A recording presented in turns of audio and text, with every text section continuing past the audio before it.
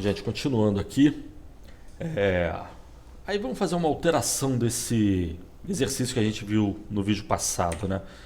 Vamos ver, considerando os dados da questão anterior, que é o caso da fábrica ter duas, da empresa ter duas fábricas e dois mercados, caso o governo proíba a diferenciação de preços, qual passaria a ser a quantidade produzida em cada fábrica, qual seria a quantidade vendida em cada mercado e qual o preço do bem, né? Então, a gente tem o quê? Que as demandas no mercado C e D, que a gente viu na questão anterior, expressa dessa forma. E daí que a gente tem graficamente a relação entre as duas demandas, né? Demanda inversa. Sendo que foi o que a gente viu no problema anterior.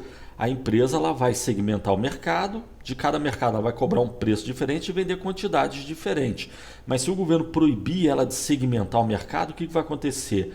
Vai acontecer que ela vai ter que considerar os dois mercados juntos, sem segmentação. E sendo assim, ela vai estar olhando a demanda total, né? Ou a demanda inversa total. Mas sendo assim, a gente tem que fazer o quê? A gente tem que considerar a soma das duas demandas. E aí que já tem um problema com relação aos conceitos que a gente viu, né? Demanda é uma coisa, demanda inversa é outra. Demanda é a quantidade como função do preço. Demanda inversa é o preço como função da quantidade. A gente não pode somar a demanda inversa. Isso não tem cabimento aqui. A gente está somando o máximo que diferentes consumidores estão dispostos a pagar por um determinado bem. Mas essa conta não tem sentido. O que a gente tem que somar é a demanda dos consumidores. A um certo nível de preço, estamos somando tudo que diferentes consumidores estão dispostos a comprar. Aí a gente vai ter a demanda de mercado. O mercado é segmentado, mas se o governo proibir a segmentação, então a firma vai considerar a demanda dos dois mercados conjuntamente, né? Então temos que somar a demanda. E sendo assim, estou dizendo isso por quê? Porque a gente tem que considerar a demanda em cada mercado, né? E daí que a demanda em cada mercado é só inverter aí a relação, né? Em vez de ter o preço como função da quantidade demandada no mercado C e D, a gente vai ter a quantidade demandada como função do preço tanto do mercado C quanto do mercado D. E dada essa função demanda, nós vamos somar essas duas demandas, né? E somando as duas demandas, a gente vai ter a expressão da demanda total desse mercado, que é a soma dessas duas demandas. E, consequentemente, para achar a demanda inversa é só inverter essa relação. Então essa passa a ser a demanda inversa. Só que aí a gente tem um problema, né? Como, por um lado, para simplificar a conta, eu considerei demanda linear. Agora, o fato da demanda ser linear, ele vai levar a gente a um problema conhecido na economia como curva de demanda quebrada. Por quê? Porque, olhando ali graficamente, a gente sabe que é um preço muito alto, 1.100, 1.050, 1.000. O mercado D não compra nada, mas o mercado C já compra alguma coisa. Até o preço, na medida que o preço do bem vai caindo até 690, o mercado D não compra nada, só o mercado C. Para preços menores ou iguais que 690, o mercado D passa a comprar também. Mas isso quer dizer o quê? A curva de demanda conjunta dos dois mercados, ela só passa a representar a demanda conjunta efetivamente dos dois mercados se o preço for menor que 690, né? Se o preço do produto for maior que 690, o mercado C não compra nada. Sendo assim, a gente tem o quê? De novo, é o mesmo gráfico de antes, só que agora eu vou considerar as duas curvas de demanda somada. E sendo assim, a gente tem o quê? Que até o preço 690, a demanda é a demanda do mercado C. Mas a preços iguais ou menores que 690, a curva de demanda passa a ser essa demanda conjunta, né? E sendo assim, a nossa curva de demanda se torna uma curva de demanda quebrada. Isso vai complicar as contas aqui para a gente um pouquinho, tá? Mas, ou seja, tem que ficar atento, tá? Temos a curva de demanda conjunta. Para preços menor que 690, ela é realmente conjunta, é a soma dos mercados C e D. Mas para preços superiores a 690, a demanda conjunta, na realidade, fica restrita à demanda do mercado C. Tá bom? Isso é uma coisa. Outra coisa,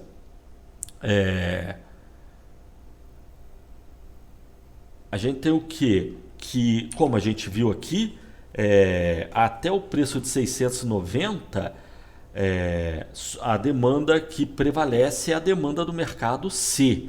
Para preços menores iguais que 690, a gente passa a ter uma nova função demanda, que é essa expressão que a gente está vendo, 782 menos 0,4 QD, mas isso só para preços menores que 690.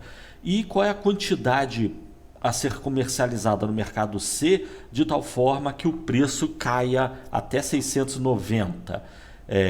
De tal forma que no mercado C e D passam a comprar o produto. Então, só igualando as duas demandas, a demanda do mercado C com a demanda total conjunta desses dois mercados, a gente tem o quê? Que a quantidade a ser comercializada no mercado, de tal forma que a gente iguale a demanda do mercado C com a demanda conjunta dos dois mercados, seria 230. Ou seja, comercializando 230, o preço do produto é 690. E com o preço do produto sendo 690, o mercado C e D compram essa mercadoria. Para quantidades menores que 230, só o mercado C que vai comprar esse produto. Para quantidades maiores que 230, o mercado C e D passa a comprar esse produto. Tá? Sendo assim, a gente tem o quê? A curva de demanda quebrada que eu falei. O preço que esse mercado paga por esse produto passa a ser a demanda do mercado C para a quantidade. Aqui está ao contrário aqui. Preços menores que 230, tá? E para preços maiores que 230, droga, calma aí. Preço maior igual.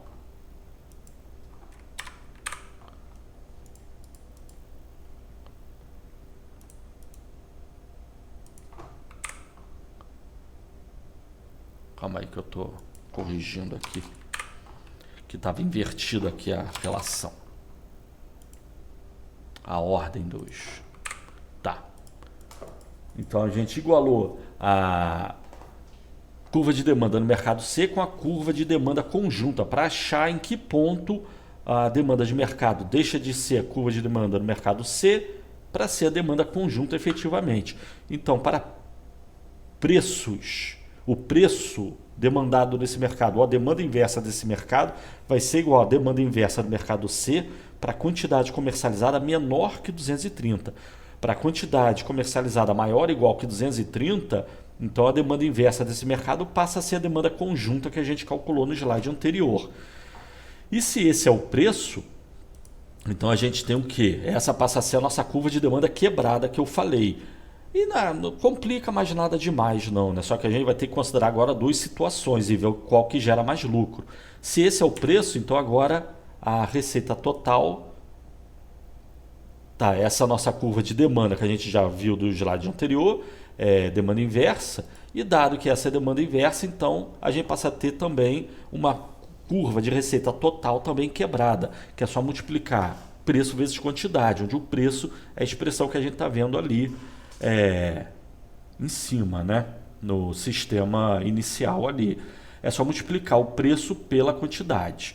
Então, receita total fica sendo quebrada. E dessa receita total, a gente passa a ter também a receita marginal. E aí é que está a complicação que eu falei. A gente passa a ter duas receitas marginais. Uma para uma quantidade a ser comercializada menor que 230 e outra receita na margem para a quantidade comercializada maior que 230, né? E sendo assim, a gente tem o quê? Que a receita marginal é aproximadamente essa, tá? São essas duas curvas, sendo que até 230 só vale a curva mais vertical ali da esquerda. E para a quantidade maior que 230 vale essa curva mais plana aí de receita marginal, que se inicia ali no 782. E aí que a firma tem o seu custo marginal, e a firma vai produzir até o momento que o custo marginal igualar a receita marginal. Só que no caso aí com uma curva de demanda quebrada, não tem como igualar essas duas receitas marginais. Até tem um ponto de cruzamento ali entre as duas curvas de receita na margem, mas ela define só a situação em que uma receita é igual a outra. Fora desse ponto, as receitas marginais não são diferentes, não são iguais, né? E sendo assim, o que a firma vai considerar para produzir o seu produto? Qual receita marginal? No caso, a gente vai igualar o custo marginal com a receita marginal, com as duas receitas marginais. Aquela que gerar maior lucro para a companhia é a situação que ela vai escolher, né? Se ela escolher a primeira receita marginal, mais vertical, que se inicia em 1.150, isso quer dizer que ela só vai cobrar preços acima de 690 e só vai vender no mercado C. Se ela escolher uma combinação que é dada pela curva de custo marginal, que é dada pela relação de receita marginal, onde o preço é menor que 690, aí ela vai vender o produto nos dois mercados, né? Mas enfim, igualando, vamos ter o custo marginal da fábrica A, que a gente viu no problema anterior, é igual a 2QA, o custo marginal da fábrica B, a relação entre os custos marginais, a firma vai produzir nos duas diferentes fábricas, de tal forma a igualar o custo na margem, e sendo assim a gente tem a relação da quantidade produzida, que a gente já viu no problema anterior, né? E aí a quantidade total é 4 vezes a quantidade produzida na fábrica B, onde 3 vezes, de cada 4 unidades, 3 serão produzidas na fábrica A e uma será produzida na fábrica B. Como a receita marginal é o que a gente já viu, está invertido ali de novo, oh meu Deus. Tá, considera aí, tá, corrigir aqui. Aqui é menor e aqui é maior ou igual.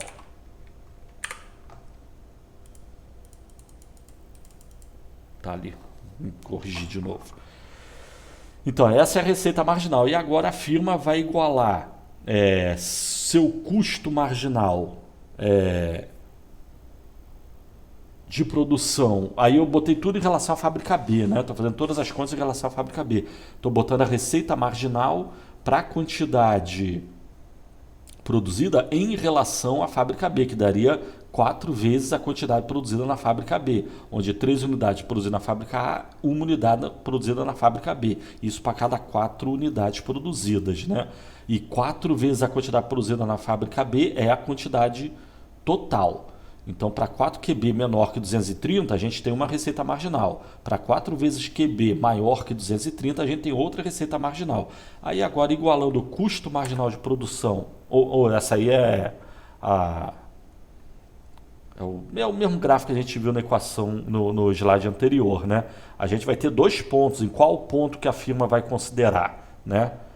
De forma a maximizar seu lucro. Qual é a receita? A firma vai produzir até o momento custo marginal igual a receita marginal. Mas qual receita marginal que ela vai considerar? Qual o ponto ali de equilíbrio? Vai ser o ponto A ou B, aproximadamente, né? Temos que ver. Mas então, igualando o receita marginal inicial só do mercado C, medido em termos de produção do mercado B, com o custo de produção no mercado da fábrica B, a gente tem o quê? Que a quantidade a ser produzida é aproximadamente, a quantidade total a ser produzida em relação à fábrica B é aproximadamente 52 unidades de produto. Já se a gente considerar o mercado global, total, conjunto, em relação ao que é produzido na fábrica B, igualando essa receita na margem com o custo na margem de produção da fábrica B, a gente vai ter que a quantidade total produzida seria 85. O que quer dizer isso? Que esse gráfico aí que eu botei ele não está correto, não está exato. Na verdade, a curva de custo marginal ela é mais vertical e ela tá, o ponto A e o B, ambos estão um pouquinho mais para a esquerda ali. De tal forma que a firma, em qualquer situação, ela vai produzir ou 52 ou 85. Em qualquer caso, ela vai produzir menos de 230 unidades de produto no total, né? Sendo assim, claramente, ela não vai explorar os dois mercados, ela só vai explorar o mercado C, né? Por quê? Porque ela está produzindo menos de 230 unidades totais. E para menos de 230, a gente sabe que o preço do produto vai ser maior que 690. E para um preço maior que 690, o mercado D não compra nada, só quem compra é o mercado C, né?